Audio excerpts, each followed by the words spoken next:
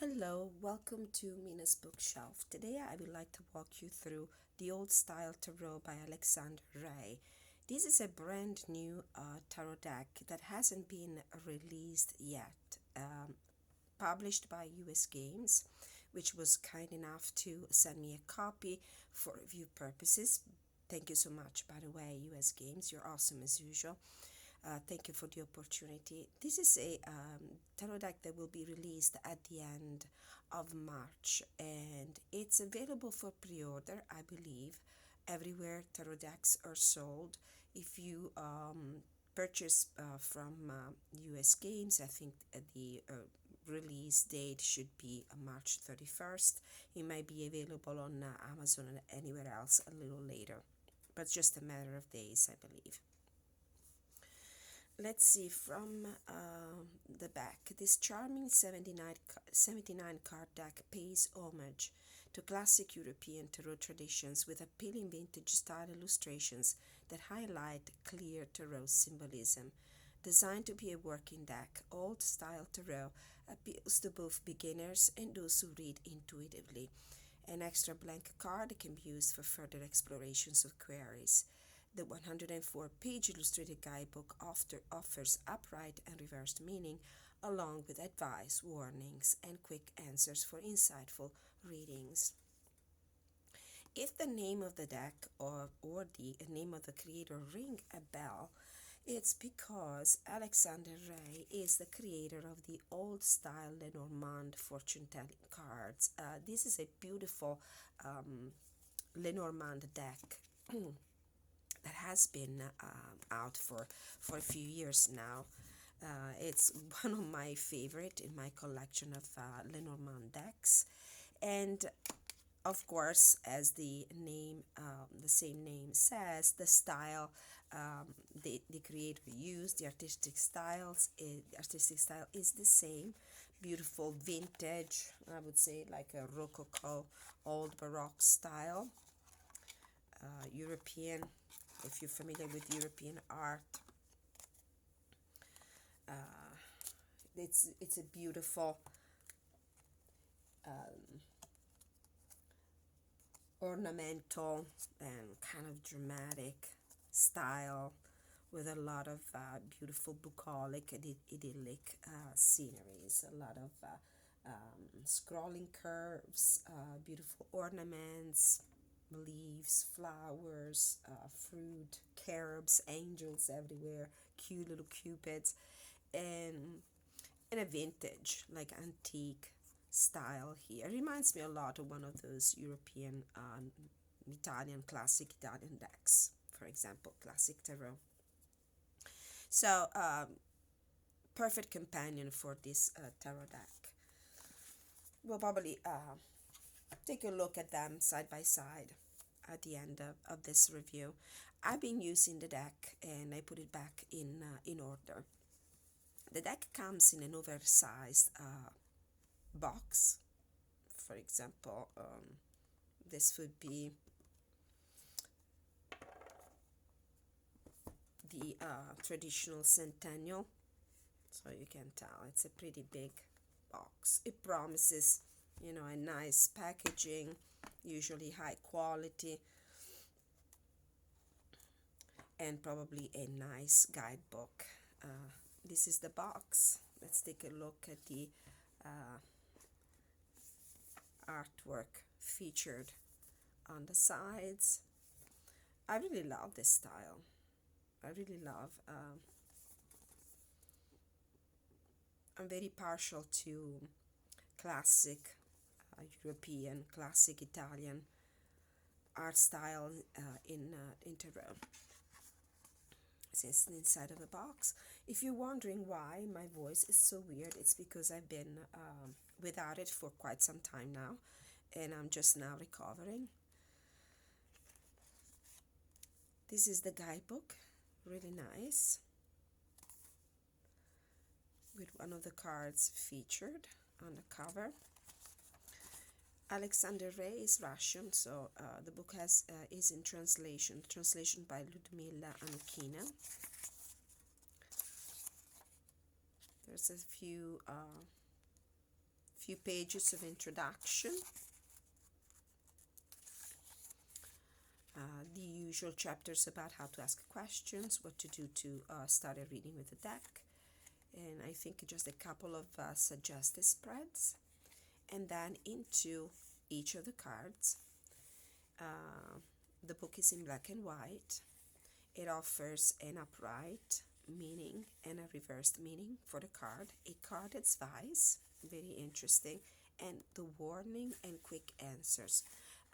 Also for the Lenormand deck, the guidebook provided by the publisher, written by the creator, is very interesting, a very nice reading, very informative. Couldn't find the right word. Okay, so this is how it looks for the major arcana. The description in the back, the synopsis in the back of the box was talking about 79 cards and a blank card. So there's an extra card. I will explain later on what is the function of this card. Then for the minor arcana, pretty much the same amount of information. There's still an upright description of the card, upright meaning, cards advice, reversed warning, and quick answer. So it does the same for every card, and I think there is also an about the author page here in the back and a few blank pages for notes. Alexander Ray is a popular Russian psychologist, writer, and illustrator.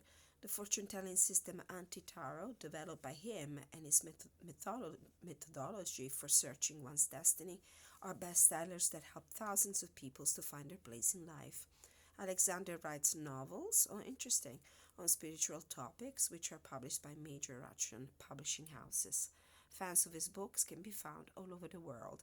Alexander is also the creator of the old-style Lenormand deck, which was published by US Games in 2019, and which I regularly use and love. From the time I was a teenager, I dreamt of creating my own tarot deck. I was fascinated and inspired by the depth and monumental scale of this great mantic system, but I lacked the determination to commit to such a major task. More recently, after the great success of my 2 Lenormand decks, I don't know what the second Lenormand deck is called and what it looks like. I'm only familiar with the old style Lenormand, which I just showed you. I finally felt that I was ready. I have always liked illustrations in old books, so I knew that was to be the style of my new deck. However, the thing I wanted to create wasn't simply a set of beautiful pictures that are pleasant to look at. My goal was to breathe life into each arcana so that when the tarot reader takes the deck in his hands, they would feel the warmth of the cards. The energy and the meaning of the card could be understood on an intuitive level. It was for better understanding that I added self-explanatory symbols to the cards, e.g. a sprout splintering a rock or a chrysalis hanging above a sleeping knight. When adding something new, I was also respectful and passionate about preserving the symbolism of the classic tarot decks. So as you will see, this is a tarot that follows the RWS tradition, but offers here and there in each of the cards, or in most of the cards, a little item, a little symbol that you will not find in a traditional Rider-Waite-Smith deck. And so it really helps that with intuition and interpretation of the cards. The cards are really clear, very easy to read, very easy to interpret it. So this is a great deck for a beginner reader, as well as a more seasoned collector or reader of cards. And it's nice and refreshing to find that little extra something, that little twist, that little surprise in some of the cards that might give you a different perspective, an extra nuance in the way you can read the cards. It really refreshes the way you can read a tarot spread. So this is the beautiful box, pretty solid 2-part box with the usual ribbon. The guidebook. I'll put it to the side here.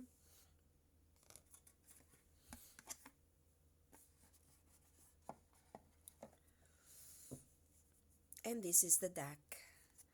These are the beautiful backs. As I was saying before, it reminds me a lot of the late Baroque or Rococo art style that was in vogue in Europe in the 1700s. A lot of bucolic sceneries, a lot of plant and flower elements, with a lot of ornaments and a little, a lot of drama in the images, a lot of scrolling curves and intricate designs and beautiful pastel colors.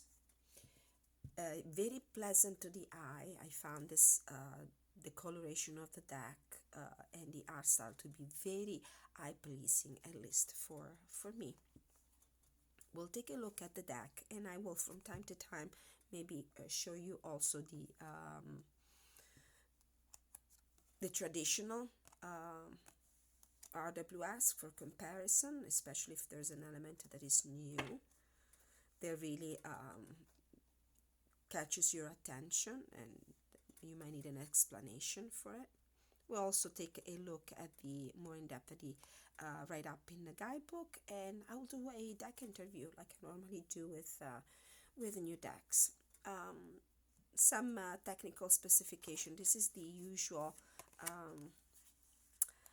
US Games cardstock matte with a very light coating, flexible cards.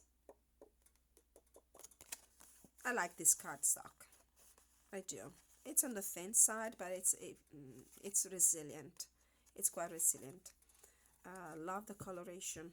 I love this. The color of the edges, they're not perfectly white. I might decide to edge it a little bit just to enhance that vintage look, the antique look. These are the backs, and they are reversible. These cards can be read in the reverse and upright. The guidebook, as I showed you before, also provides meaning for both directions of the cards. The cards are slightly larger, wider than a centennial, than a standard RWS.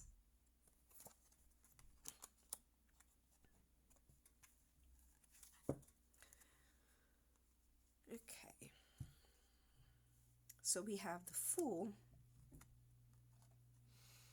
with the canonic companion, the sun shining, the mountains, the jester look, the very light baggage, the jester's hat, and there's introduction of this element. Instead of carrying a flower, a rose,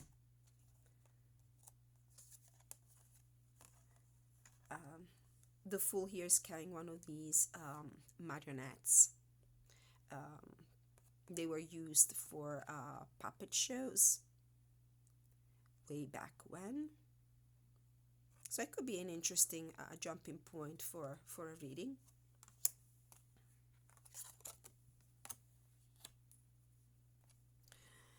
And we have the Magician, pretty traditional, with a double pointed wand, the infinity symbol, all the items representing each of the elements on the table, and the roses.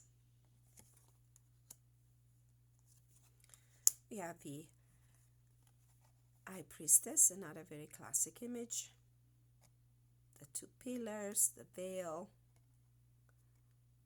the Torah, the scroll, the crescent moon.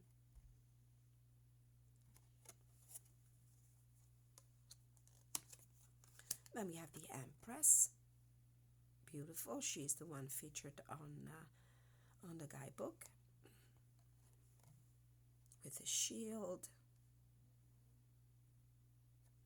The main difference is the presence of this structure here over her head. Beautiful vines, the crown, and the scepter. It's interesting how she is almost like a magician. Has this scepter hovering on her hands rather than holding it.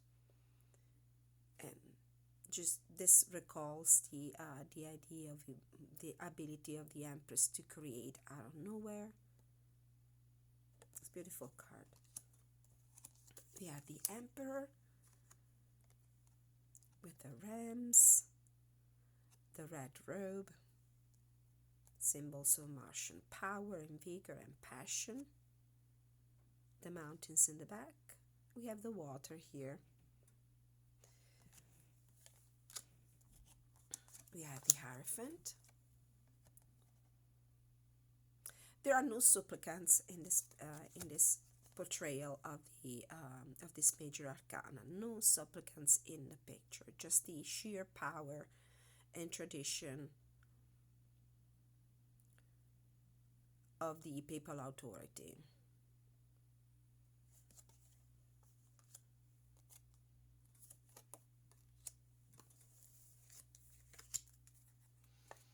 Then we have the Lovers, the angelic presence, the snake and the apple is the original choice, the original sin, a reference to it. Eden and the choices we make. This is the Chariot. Very stationary, ready for battle, but not on the move yet. It's interesting how we have 3 Sphinx instead of just 1, instead of just 2, forgive me. 1, 2, and 3. And I think this one represents the ability to unify 2 opposing forces. So this idea of discipline, of giving things direction. Then we have the Strength card. I really love this one.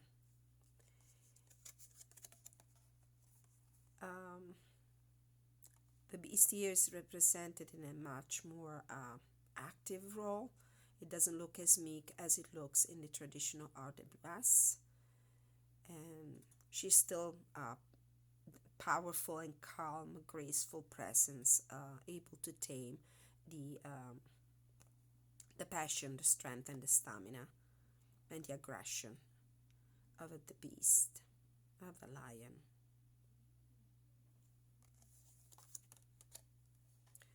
And we have the Hermit. The Hermit doesn't hold the stuff here in Alexander's Ray Old Style Tarot. It's holding, though, a little plant, something that is growing in his very hands.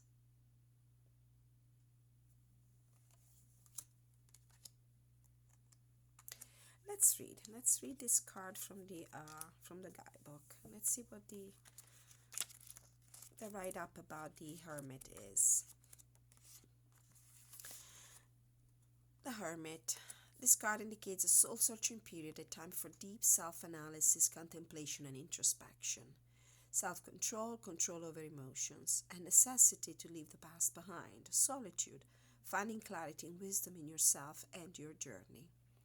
Cards advise, use some quiet time to think and decide what you're really searching for and what is important to you. If you want to keep on following the path you're on, you have to understand yourself first. Take your time. There's no need to rush.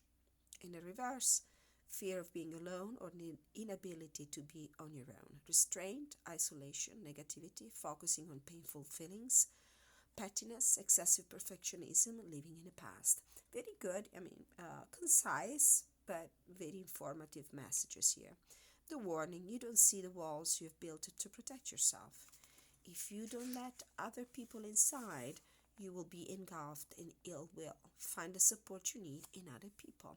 Quick answer, for day-to-day matters, it's not yet time to proceed, but it is the right time to pursue greater spirituality, and I would add greater knowledge, self-knowledge in particular. Moving on, this is the Wheel of Fortune.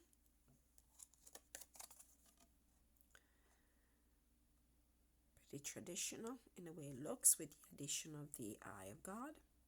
in the center, which I believe is the eye of God. This is the triangle, symbol of the Trinity. And we have justice. I love the fact that the creator kept justice at 11 and strength at 8, which I believe is the Golden Dawn traditional way to follow the astrological order and correspondences with the cards. This is the justice. The new thing is this beautiful book here, the Book of Laws, I believe. She's holding the sword, but it's in a horizontal position. She still has to deliberate, but she will base the deliberation, her decision, on the knowledge of the law. The Hangman, holding a flower here. That's the new twist, the new little surprise in the cards.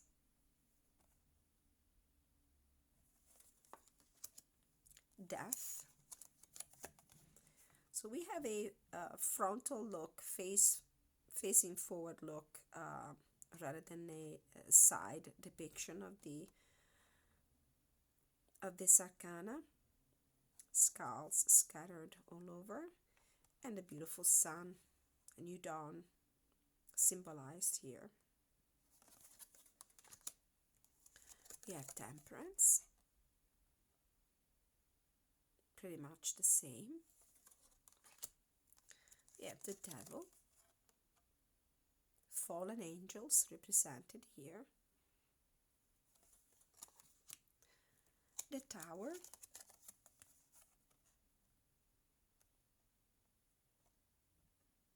with angels and God Almighty. Little carrots being thrown off the tower. We have the Star, pretty much the same. The Moon, really nice. Then we have the Sun.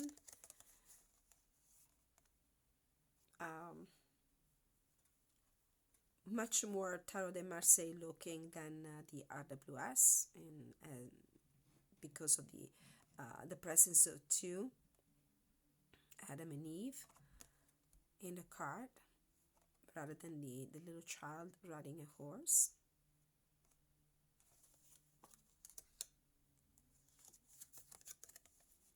The Judgment card.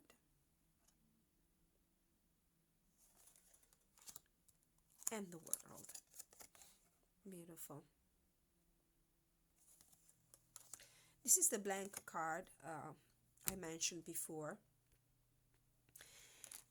In the guidebook, the creator explains how this card has been included in the deck as in a further way to guide you in your readings. When this card comes up, it means that maybe this is not the right time to go on with the reading, or maybe there are informations that you're not ready to listen or to receive. But let's see from the guidebook, in the author's words, what the blank card is, what's its function. The blank card is an addition to the standard deck. When it comes up in a tarot spread, it generally indicates that the reader cannot provide information sought by the querent. Possible reasons for this include: the querent is not ready to hear the truth or make a choice. The timing is not right for a reading. All the information the querent needs is on the cards before the blank card. The cards that follow will only be confusing. The current situation is ambiguous. The spread won't help answer the question. The reading should be postponed. I'm not sure I will keep that extra card in the deck. I normally don't keep the extra cards. I like to go with my usual 78, but we'll see. I'll do a few readings for other people with that. Let's see how they like that. Great workhorse deck, by the way. We're going into the minor arcana.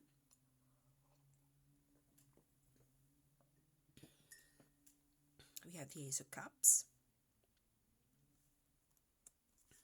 pretty standard. We have the Lovers. It's interesting how they are sitting down. Actually, he's kneeling down, or like he's about to propose. But the Caduceus is there. It's a nice little angel with butterfly wings instead of angel wings. And rondini. I'm not sure I know the name of this bird in English. This is the spring bird. They announce spring. Rondini. I have to look that up. Yes, I'm Italian, for those who wonder. Who have been wondering for a while about my accent, my strong accent. I am Italian born and bred. Three of Cups. It's beautiful. There's a lot more people. This card is a lot more populated than the three of Cups in the RWS. There's festivities and celebration going on. So there could be an interesting way to read the card with people being involved in the festivities and celebrations. Four of Cups, beautiful. We actually see the angel, divine providence, here offering you an unexpected gift, and she's totally ignoring it. The Five of Cups, interesting, the presence of cobwebs and the presence of a child here. So this is a situation that has gone stale, need to refresh, to reset, look back, realize that you have so many other blessings, which is not only the Two Cups, but also the presence of a child here. Very interesting. The Six of Cups. I love this image. As I said before, the art style is very reminiscent of the Rococo style, which was in vogue in the 1700s in Europe. Beautiful. A lot of bucolic images, a lot of serenity, plants, flowers, little cherubs here and there, depiction of idyllic bucolic situations in life. Really nice. My cup of tea. Seven of Cups. This is a very interesting depiction of this arcana.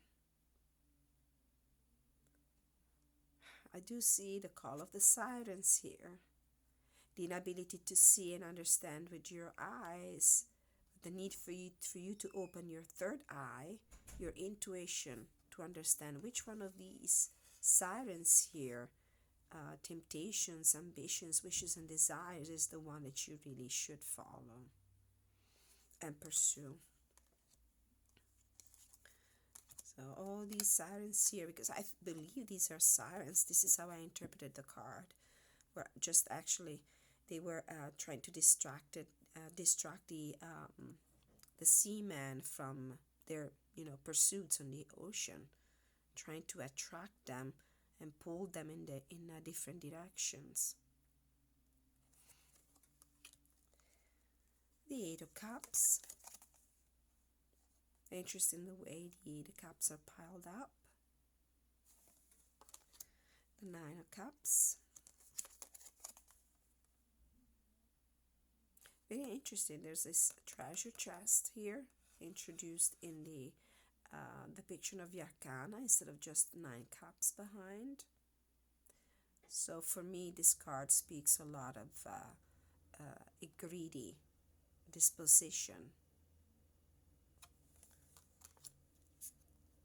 10 of Cups, pretty traditional. Then a page. I love this page. It's beautiful. I love these traditional costumes. Interesting how the waters, the motion of the waves is pretty enhanced here in Alexander Rey's depiction of the arcana. Rough waters. The Knight of Cups, followed by 2 cherubs. fully armored. The Queen of Cups. Interesting how the introduction of the owl, which is normally an animal that I would probably see, more likely see on the shoulder of a Queen of Swords as a symbol of wisdom and knowledge. But this is to indicate that in her generosity, in emotional generosity, in her good hearts, the Queen of Cups should also use more discernment in the way she opens her cup of love to other people. Yes, you can see the cup is open here. It's not closed. King of Cups.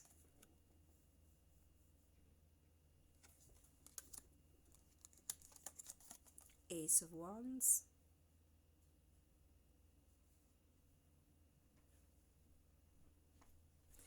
Considerable difference between the appearance of the wand here. It's just a little sprout in this card rather than a wand. The Two of Wands.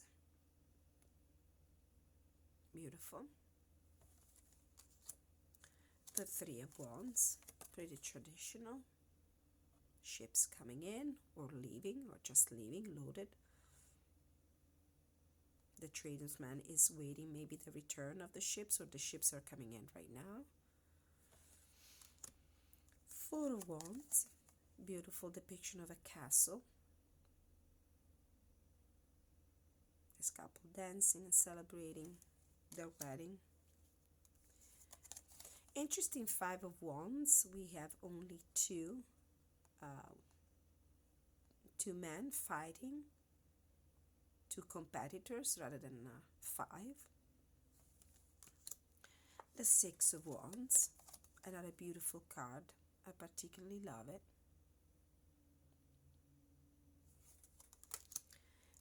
The Seven of Wands. Interesting, in this card, the main character has also a shield as a further protection. Not only he's standing or she's standing on higher moral grounds, she also has the protection of a shield. So interesting ways you could read these cards in your readings. Eight of Wands. There's an element of divine providence here, moving these wands in the air. Nine of Wands. Interesting how the wands here are organized in a loom, built in a room. There's a sense of bigger stability and bigger strength in this card that I don't see in this one. This is like a gate, protection, being safe, feeling safe. Ten of Wands. Page of Wands. Love the costumes. Knight of Wands. Queen of Wands with a feline companion. Sunflowers, the yellow dress. Beautiful. And the King of Wands.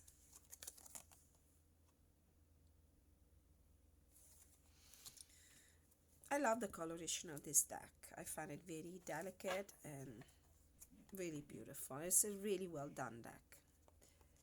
Ace of Swords, very ornate. I love it. One of my favorite cards in the deck, the Two of Swords.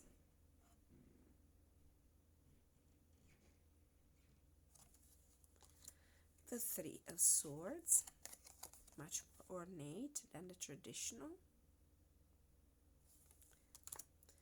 The Four Swords, very interesting. This is the actual funeral shrine of the fallen hero, the fallen warrior. He's being mourned. So the idea of death is more enhanced in Alexander Ray's depiction of the arcana. The Five of Swords, the Six of Swords,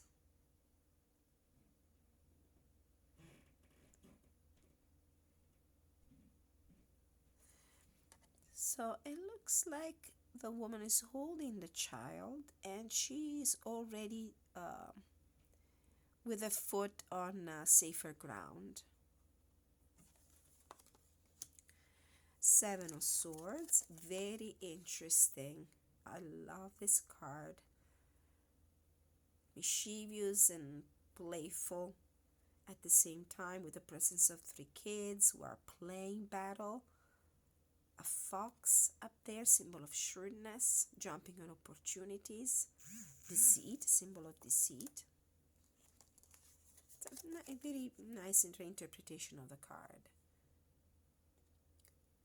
Then we have the Eight of Swords. Interesting, the presence of this ghostly figure in the back, ready to decapitate him. So it's not real. It's a fabrication of his mind. It's a fruit of his imagination, of his negative attitude, of his pessimism. And the bird. Messages arriving. The Nine of Swords.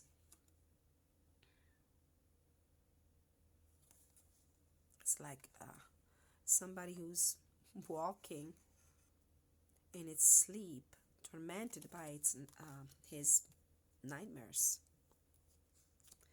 Ten of Swords, very dramatic, stabbed in the front rather than in the back. Very dramatic. And interesting, the introduction of a vulture here. Somebody who's just there waiting for you to be stabbed in the back or in the front, and being down in your luck, down on your knees, take advantage of your vulnerable stage. That's another way to read the card. Consider the new element, the vulture. Page of Swords. Interesting to see the birds here, a close up.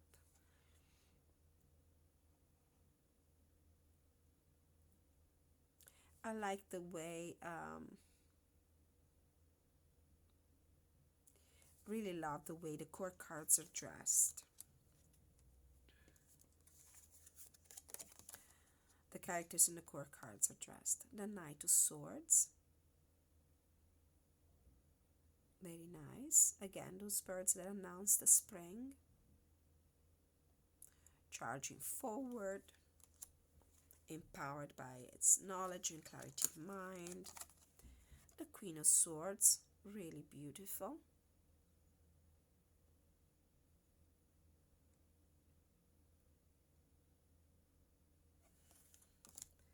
The King of Swords.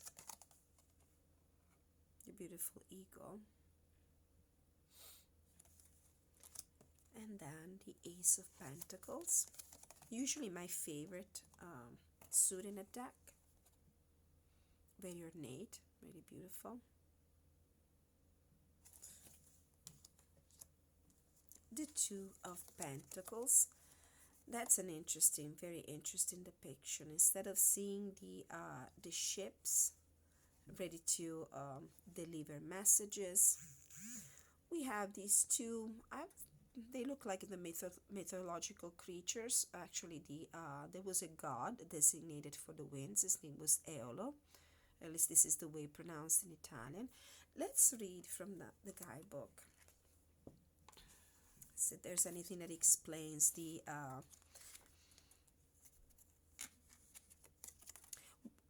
presence of these two heads here blowing the wind.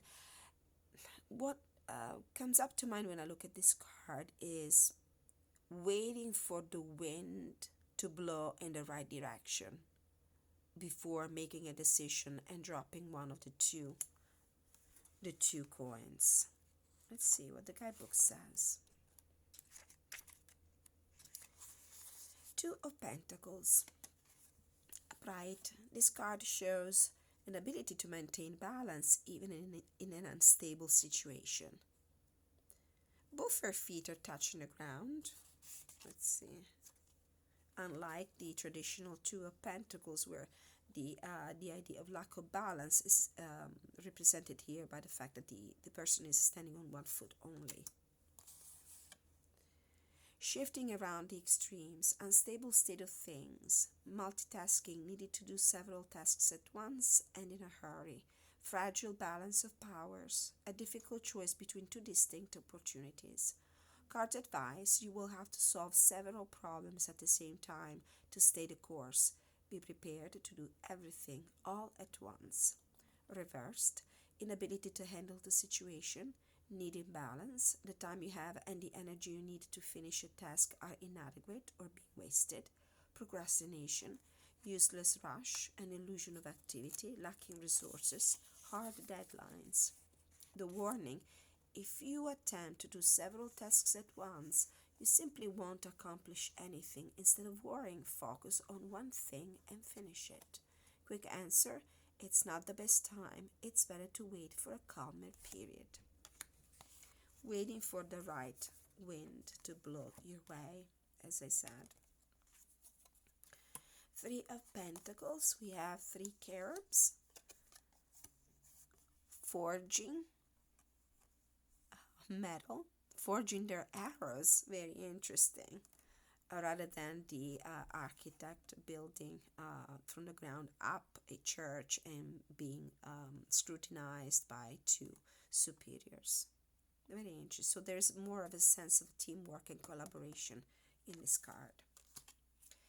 The Four of Pentacles, really nice. There's the introduction of a new thing in a card. It's the rooster, being ready.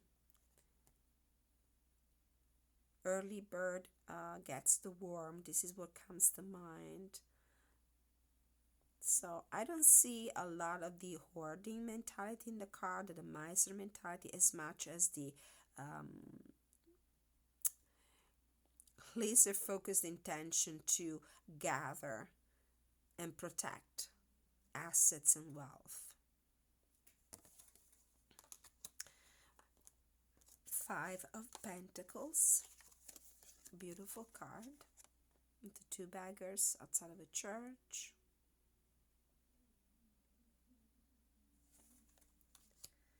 The Six of Pentacles, the two beggars, much more dramatic than this card. The Seven of Pentacles, another beautiful one. Hard work, keep putting your best effort in, waiting patiently for the results of your hard labor. Eight of Pentacles, perfecting your craft, your skills. Nine of Pentacles, beautiful card.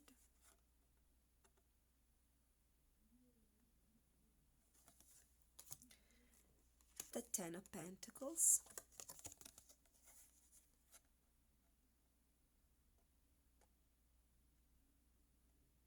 Generations, legacy, stability, long-lasting wealth,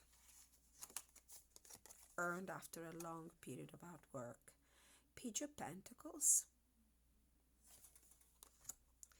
Knight of Pentacles.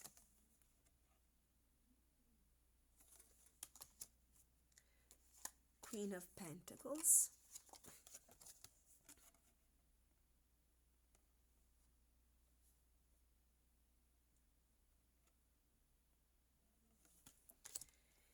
And King of Pentacles.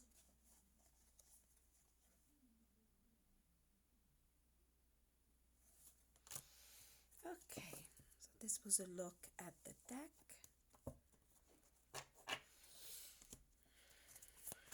So this is how it shuffles.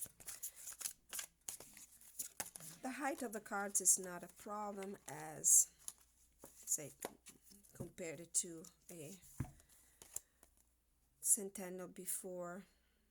It's the same, the cards just slightly wider, so no problems there, even for people with smaller hand to shuffle these cards. They're pretty flexible.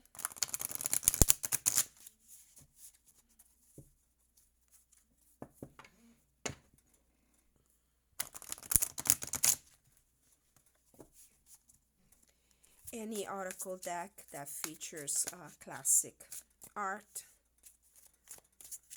would be a great companion for this deck. If you enjoy reading with two voices, tarot and fortune-telling cards, or Lenormand cards, the Alexander Ray's Old Style Lenormand would be the perfect companion. Of course.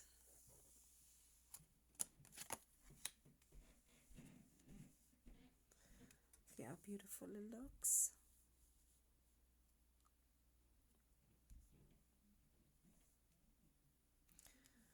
This 4-card spread, for example, might be talking about lack of knowledge due to doubts in the beginning of your situation, not knowing, but after the methodical and constant and perseverant application of your hard work, you reach a state of higher knowledge here with the Hierophant card. You could do, what I normally do is pull 3 cards from the Lenormand deck, and then I clarify with the tarot. So we have here some important messages, communications letter on the way, carrying news of a possible offer, a commitment, agreement, partnership. And then I clarify with a couple of cards from this tarot deck. 5 of Cups, 7 of Cups, 6 of Cups. Of course, the cards are not shuffled perfectly, but this is how it would look in combination with the old style Lenormand. So for the interview, I only have a couple of minutes left. So what is the card that better represents you?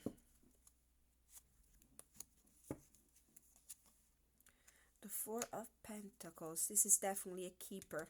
I will be keeping this deck, that's for sure. I really love it. What is your strength? The Emperor. Authority, command, tradition. The fact that it's a traditional deck makes it very solid reader, very powerful reader. What is your weakness, if you have one? 5 of Swords. This is a card that talks of change of minds, ill-spoken words, harshness.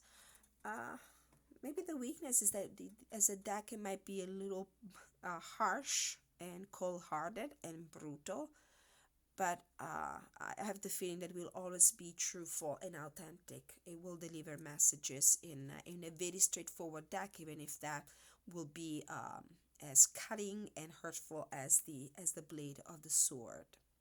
What are you here to teach me? 4 of Swords, how to meditate. How to meditate. Take a moment of respite from the everyday life and take time for myself and relax and think and meditate. How can I better learn from you? 6 of Cups. Try to find that harmonious relationship with the deck. What is the result of our collaboration? King of Pentacles. Very fruitful collaboration. All right, so this was a look at the Old Style Tarot by Alexander Ray, to be published at the end of to be released at the end of March by US Games Incorporated. Thank you so much for watching. Let me know if you enjoyed the video. Let me know if you would be interested in getting to know this deck a little better. I will be using it in my monthly readings for sure. I'll be featuring the deck in my videos in the near future. Don't forget to like, share, subscribe, hit the notification bell, and leave your comment in the comment section. I always welcome your constructive feedback. Until I see you next time, many blessings.